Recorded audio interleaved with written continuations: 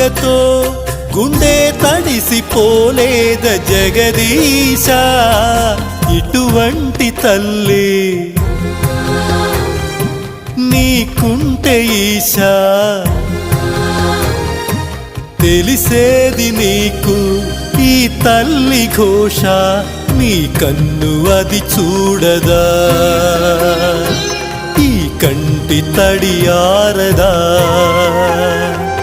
ఏ నోమునో చిందో ఏ పూజ చేసిందో పరమేశ నీ వరము పొంది